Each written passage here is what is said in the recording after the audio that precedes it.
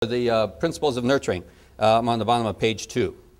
All right, so let's look at human behavior as multidimensional. What does that mean? What does it mean? Multidimensional human behavior. What do you think it means? The answer's on there, page 2 there, but what do you think it means?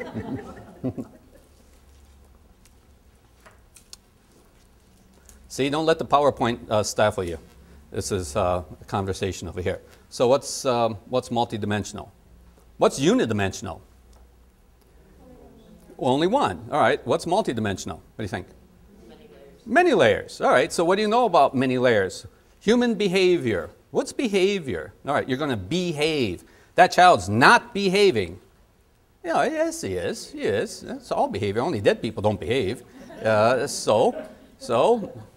he is, lying in the coffin. He's not behaving. Well, as long as we don't, he's not moving.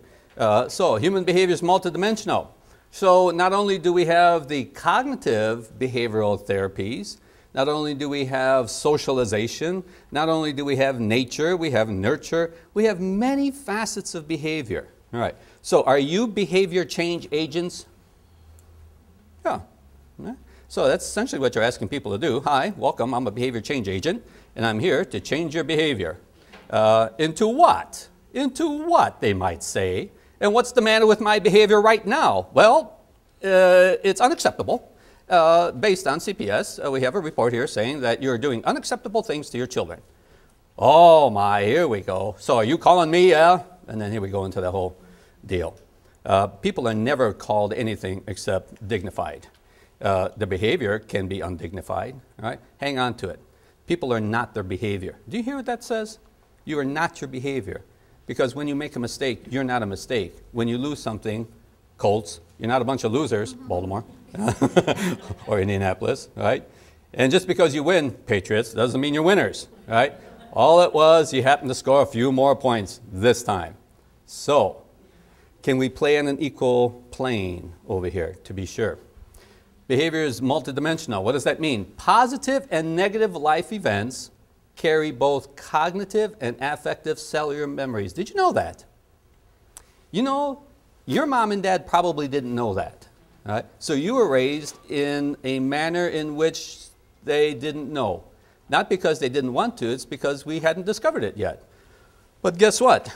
You know, now we know. What do we know? Each neuron carries a memory. So, which memories come up to your consciousness? And why not all memories? Well, it'd be too many. The ones that come up to your consciousness generally are traumatic ones. How many of you have ever won a lottery and couldn't remember if you did? All right, so I bet you even remember the first time you got one of the numbers. You think, oh, I'm on a roll now. I'm going to start over here, right? So cognitive and affective, which means that for every time you have a memory, not only is the understanding there, but also the feeling. Every memory has both a cognitive and an affective component and made up of billions and billions, millions and millions of cells right up here, right in our little noggin. Over time, repeated events create neural pathways. What does that mean? Over time, repeated events create neural pathways. If you're going through the forest and there's no path, you have to work your way through. But what if 2,000 people followed you? They'd trample down and you'd all of a sudden have a path. That's a neural pathway. The more something happens to you, the more it's set out as a path. Anybody ever go on a water slide? You get to the top and you think, I shouldn't be doing this. I should not be doing this. This is not really what part of my being is out of control here. And the people behind you saying, hurry up, come on, hurry up. Oh, and you think, mercy. If there's a deity, please guide me on this journey here, right? And you go slippery slope right down the water slide and you can't stop. Welcome to a neural pathway until you crash into the water. Oh, wasn't that fun, Daddy? Yeah, right, sure. They have a resuscitator, if you don't mind, going over here. A neural pathway, once you get to the top, you can't stop. And we say, wow, look at you, kind of a stimulus response, a knee-jerk reaction. It's just on something and psh, off you go. All right? There are a whole lot of neural pathways that have been created to form levels of prejudice, hatred, love, fear. Sure, neural pathways. All right. Knowing this, nurturing program instruction is based on a psycho educational. Psycho meaning psychology. Education meaning learning. So you have a cognitive affective, cognitive affective program. Cognitive behavioral approaches to learning. You know what cognitive behavioral is? It's training what? Thinking and doing. Thinking and doing. You know those negative thoughts that you have about yourself that have created negative neural pathways? We've got to compete with those. OCD. OCD, obsessive compulsive behavior disorder. Keep doing it, keep doing it, keep doing it. Gotta wash my hands, gotta wash my hands, gotta wash my hands, gotta wash my hands. Did you know that the brain of an OCD and a person who's madly in love look identical? Did you know that? The next time you find yourself being madly in love, you are now suffering from a... You'll find it in the DSM-7, madly in love. That's right. That's part of being OCD.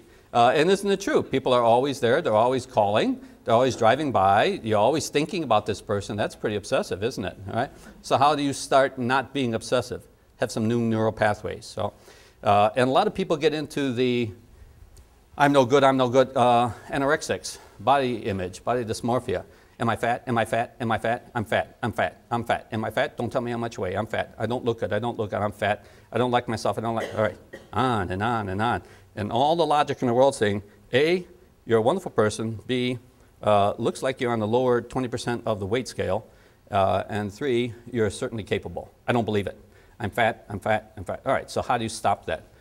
Well, if you can get people to, at that point, understand every time they think they're fat, they have to come up with an alternative statement.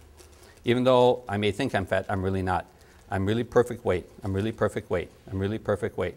Even though I messed up, I'm not a loser, I'm still an okay person. In the nurturing program, we have mantras, which are cognitive behavioral ways of thinking. Even though I messed up, I'm still a good person. Even though I messed up, I'm still a good person. Even though the group may not think you did a nice job, you're still a good person.